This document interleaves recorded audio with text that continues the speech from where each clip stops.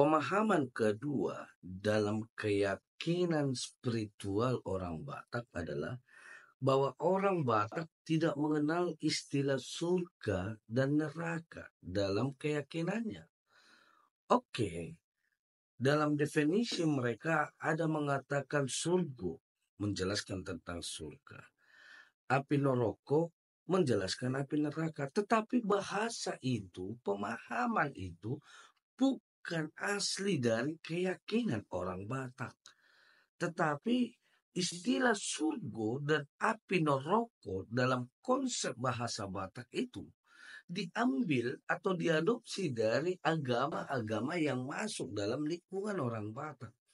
Jadi bisa diterangkan bahwa ketika orang Batak meninggal dunia, mereka tidak memiliki tujuan selain ke Vanuatu. Jadi orang Batak yang meninggal tidak bisa memiliki kenaikan kasta sampai ke Benua Kicap. Tetapi perlu kita ingat, meskipun orang yang sudah meninggal tujuannya di Vanuatu dan para dewa-dewa di Benua Kicap, tetapi paham kosmologi orang Batak mengenai Benua Kicap, Benua Tonga, dan Benua Toru adalah sesuatu yang bersifat paralel, di mana Benua Tonga itu menjadi jembatan penghubung antara Benua Gicang dengan Benua Toru. Sehingga dalam pemahaman orang Batak, pemanggilan arwah atau roh orang meninggal itu tidak disalahkan, melainkan diperbolehkan, bahkan diwajibkan untuk menyampaikan pesan-pesan yang mau diketahui oleh orang-orang Batak yang masih hidup. Begitu juga ketika mereka memanggil dewa-dewa yang ada di Benua Kicap untuk menyampaikan nasihat-nasihat yang dibutuhkan oleh orang-orang Batak yang masih hidup. Jadi kalau dalam pemahaman adat Batak, pemanggilan arwah atau roh-roh orang tua yang sudah meninggal maupun memanggil dewa-dewa dari Benua Kicap itu bukan sesuatu yang salah, melainkan suatu praktek-praktek spiritual yang harus dilakukan. Itu paham adat Bataknya. Lalu bagaimana Alkitab memandang itu? Tentang pemanggilan roh-roh orang yang sudah meninggal.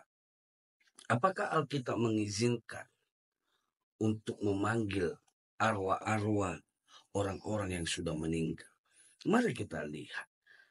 Yang pertama, di dalam kitab Imamat 19 ayat 31 dan juga 2 Raja-Raja pasal 23 ayat 24.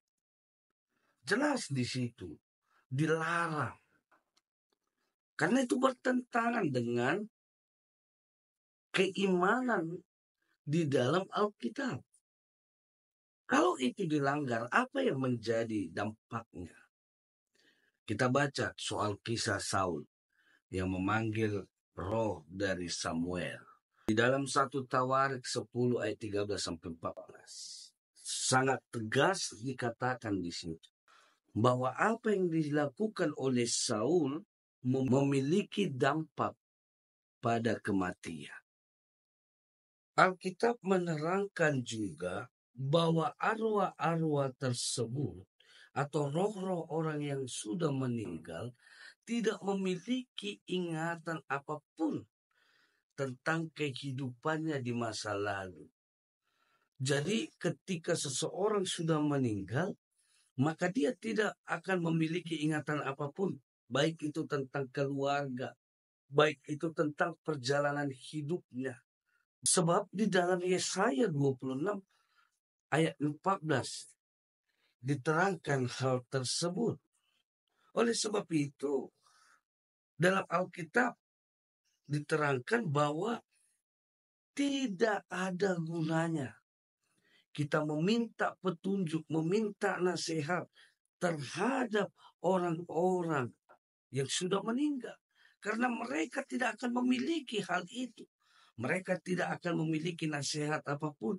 Mereka tidak akan memiliki petunjuk apapun. Oleh sebab itu, Alkitab menerangkan bahwa untuk meminta nasihat, meminta petunjuk, meminta arahan, bukan kepada arwah-arwah atau roh-roh orang yang sudah meninggal, tetapi mintalah kepada Tuhan.